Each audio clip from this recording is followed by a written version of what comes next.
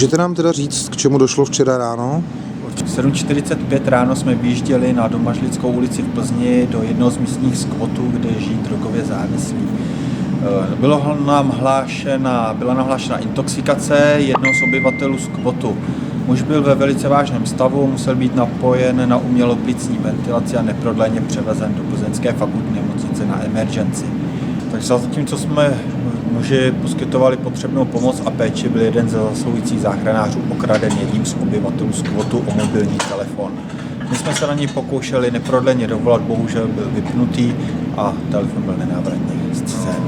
Bývalá restaurace, jak říkal kolega, je tam takový doupě prostě, taky jsem tam jednou byl a je to místnostka 3x5 metrů prostě, tam to má žádný světlo, nepořádek, prostě špína všude a není to úplně vábné prostředí.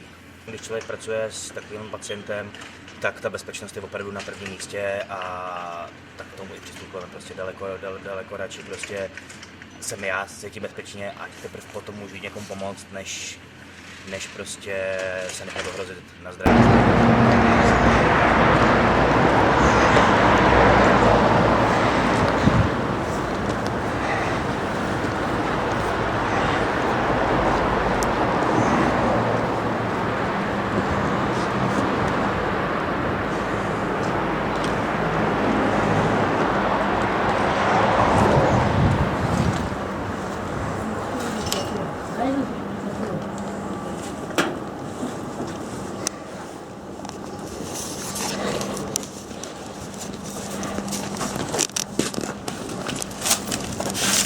Zdravíčko.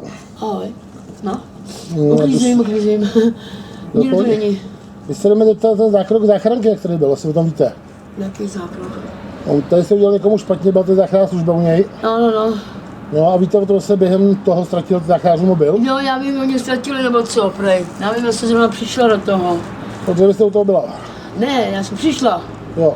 Já jsem byla venku, ne, já jsem vždycky. No a kdo jim ho vzal, nebo proč jim ho Nevím dal? vůbec, tady ho nikdo neměl. Tak ne, Tak nikdo jim ho vzít musel, protože se vypínal tady. vypínal. No, že na služební telefonech se pozná, kdy byl vypnutý ten telefon. Jasně. On tady není, to je vše. Já vím, no, ale to musí někdo vzít, jo.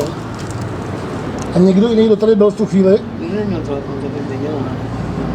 neměl u toho být dva lidi nějaký. Já vím, že když odešel ten Tulo, jak se jmenuje Gábor, ne? A se jmenuje Gábor, ne? A se jmenuje Gíňa. A to ráno sebrali policajti. No, a to oni hned vypadli. No, on nevypadl právě. Zavolal záchranku a hned utek. Takže nevím. A teďka tady asi nikdo jiný není, že jo? Ne, jsou tady jenom dva. Ale už jsi z kriminálky, že? Tady je Plzeň.